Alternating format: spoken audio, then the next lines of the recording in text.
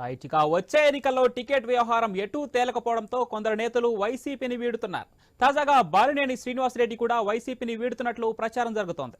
మాగుంటకు seat లేదని బాలినేనికి YCP పెద్దలు చెప్పినట్లు సమాచారం. అయితే మాగుంట వ్యవహారం తేల్చాలని బాలినేని పట్టుపట్టారట. ఇక బాలినేనికి సీఎంఓ నుంచి కబురు రావడంతో సజ్జలతో ఆయన భేటీ అయ్యారు. ఇక నెల్లూరు, ఒంగోలు కొత్త ఇన్ఛార్జిగా చెవిరెడ్డిని నియమించే ఆలోచనలో వైసీపీ అధిష్టానం ఉన్నట్లు సమాచారం. రైట్. ఇక ఇదే అంశానికి సంబంధించి మరింత సమాచారం మా ప్రతినిధి హరీష్ లైవ్ లో అందిస్తారు. ఎస్ హరీష్, డీటెయిల్స్ ఏంటి? పవన్, ప్రస్తుతం ఒంగోలుకి సంబంధించినటువంటి రాజకీయం స్వతంత్రంగా మారింది. సీఎం కి అత్యంత సన్నిహితులు, బంధువు అయినటువంటి బాలినేని పార్టీని వీడుతున్నట్లు విస్తృతమైనటువంటి ప్రచారం జరుగుతుంది. వైసీపీ శ్రేణుల్లో కూడా ఈ వ్యవహారంపై ఉత్కంఠ నెలకొన్నటువంటి పరిస్థితి. బాలినేని సీఎం జగన్ ని కలిసిన తర్వాత ఒకటే కోరుతున్నారు, మాగుంటని ఎంపీగా మళ్ళీ కొనసాగించాలి, మాగుంటకు సీటు ఇవ్వాలన్నటువంటి ఒక ప్రధానమైనటువంటి సూచన కావచ్చు, సహాయం కావచ్చు సీఎం ని కోరినటువంటి సిచ్యువేషన్. అయితే సర్వేలు, కులాల సామాజిక వర్గ సమీకరణాలు, ఓటింగ్ పరిశీలించిన తర్వాత జగన్ మాగుంటకు సీటు లేదని చెప్పినటువంటి వ్యవహారం.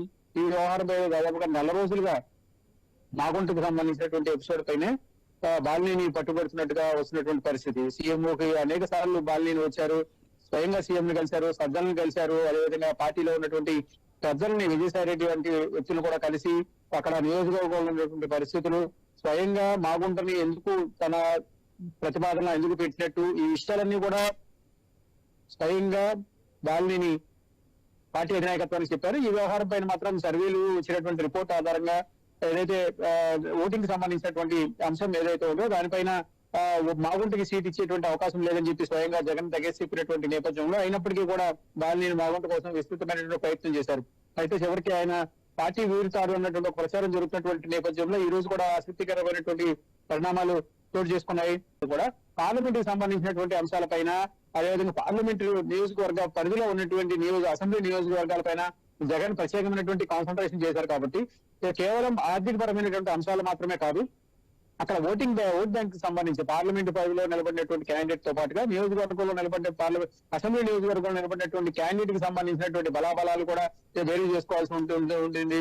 కులాల సామాజిక వర్గ సమీకరణాలు, అదేవిధంగా మాగుంటకి సర్వే రిపోర్ట్ లో వచ్చినటువంటి పరిస్థితులు, ఈ వ్యవహారాల నుండి కూడా చర్చకు వచ్చినప్పటికీ కూడా బాలినేని మాత్రం మాగుంట కోసం విస్తృతమైనటువంటి ప్రయత్నం చేస్తున్నటువంటి నేపథ్యంలో జగన్ తీసుకున్నటువంటి నిర్ణయం పైన బాలినేని విభేదించారు. అందులో భాగంగానే చెవిరెడ్డి లేదంటే రోజాని ఆయా నియోజకవర్గాలకి పంపించాలనే ఒక నిర్ణయం కూడా బయటకు వచ్చినటువంటి నేపథ్యంలో ఈ బాలినేని తీవ్ర అసంతృప్తి, అసహనం వ్యక్తం చేశారు.